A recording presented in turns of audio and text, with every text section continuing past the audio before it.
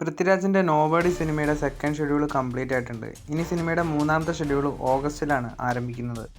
Detective vigilance സിനിമയുടെ OTT release date പുറത്തു വന്നിരിക്കുകയാണ്. നെറ്റ്ഫ്ലിക്സിലൂടെ ഈ വരുന്ന 11-ാം തീയതിയാണ് സിനിമയുടെ OTT റിലീസ്. മിന്നൽ മുരളി സിനിമയുടെ റൈറ്റർ ഇപ്പോൾ ഒരു സിനിമ സംവിധാനം ചെയ്യാൻ പോകുന്നുണ്ട്.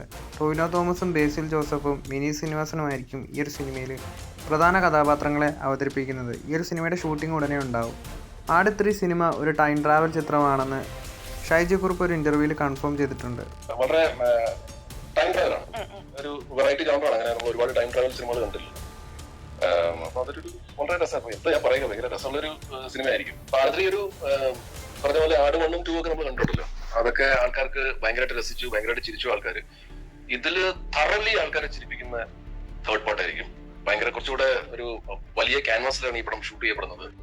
DC ഫാൻസിന് സൂപ്പർമാൻ ഫാൻസിന് ഒരു സന്തോഷ വാർത്തയുണ്ട്. കേരളത്തിൽ വിനിത തിയേറ്ററിൽ സൂപ്പർമാൻ സിനിമയുടെ ഫാൻ ഷോ രാവിലെ 7:30 വെക്കുന്നുണ്ട്. ഫാൻ ഷോ ടിക്കറ്റ് വേണ്ടവർ താഴെ കാണുന്ന നമ്പറിൽ കോൺടാക്റ്റ് ചെയ്യുക.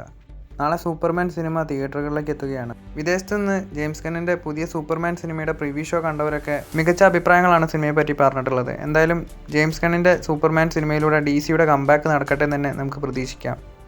ഇന്ത്യയിൽ നിന്ന് അങ്ങനെ അധികം ആനിമേഷൻ സിനിമകൾ വരാറില്ല. കാരണം ഇന്ത്യയിൽ വരുന്ന ആനിമേഷൻ സിനിമകൾ മിക്കതും പരാജയപ്പെടുകയാണ് ചെയ്തത്. ഇന്ത്യയിൽ നിന്ന് വരുന്ന ആനിമേഷൻ സിനിമകൾ അങ്ങനെ തിയേറ്ററിൽ പോയി കാണാൻ ആളുകൾക്ക് അത്ര താല്പര്യമില്ല. ഹോളിവുഡിൽ നിന്ന് വരുന്ന ആനിമേഷൻ സിനിമകളുടെ ക്വാളിറ്റിയൊന്നും ഇന്ത്യൻ സിനിമകൾക്ക് അങ്ങനെ വരാറുമില്ല. ഇന്ത്യയിൽ നിന്ന് അവസാനം പുറത്തു വന്ന ആനിമേഷൻ സിനിമ രജനീകാന്തിൻ്റെ കൊച്ചടയാനാണെന്ന് തോന്നുന്നു. ആ ഒരു സിനിമ പരാജയപ്പെട്ടതിന് ശേഷം പിന്നീട് അങ്ങനെ ഒരു ആനിമേഷൻ സിനിമ ആരും ഇന്ത്യയിൽ നിർമ്മിച്ചിട്ടില്ല. കൊച്ചടയാൻ അത്യാവശ്യം കണ്ടിരിക്കാൻ പറ്റുന്ന സിനിമയായിട്ട് തന്നെയാണ് എനിക്ക് തോന്നിയത്. ഈ ഒരു സിനിമ യൂട്യൂബിൽ അവൈലബിൾ ആണ്. എന്തായാലും ഹോംബാല ഫിലിംസ് ആനിമേഷൻ സിനിമകളുടെ ഒരു യൂണിവേഴ്സ് തന്നെ ഇപ്പോൾ ഉണ്ടാക്കിയിട്ടുണ്ട്. അതിലെ ഫസ്റ്റ് ഇൻസ്റ്റാൾമെൻ്റ് ആണ് മഹാവതാർ നരസിംഹ. നല്ല ക്വാളിറ്റിയുള്ള ആനിമേഷൻ തന്നെയാണ് സിനിമയുടേതെന്നാണ് ഈ ഒരു ട്രെയിലർ കാണുമ്പോൾ എനിക്ക് തോന്നുന്നത്. മലയാളം ഉൾപ്പെടെ 5 ഭാഷകളിലാണ് ഈ ഒരു സിനിമ റിലീസിന് എത്തുന്നത്. ജൂലൈ 25-നാണ് ഈ ഒരു സിനിമയുടെ റിലീസ്. വിഷ്ണുഭക്തനായ പ്രഹ്ലാദൻ എന്ന കൊച്ചുകുട്ടിയെ രക്ഷിക്കാൻ വേണ്ടി വിഷ്ണു ഭഗവാൻ എടുക്കുന്ന ഒരു അവതാരമാണ് നരസിംഹം. ഈ ഒരു ട്രെയിലറിൽ നല്ല നീറ്റായിട്ട് നരസിംഹമൂർത്തിയെ പ്രസൻറ്റ് ചെയ്തിട്ടുണ്ട്.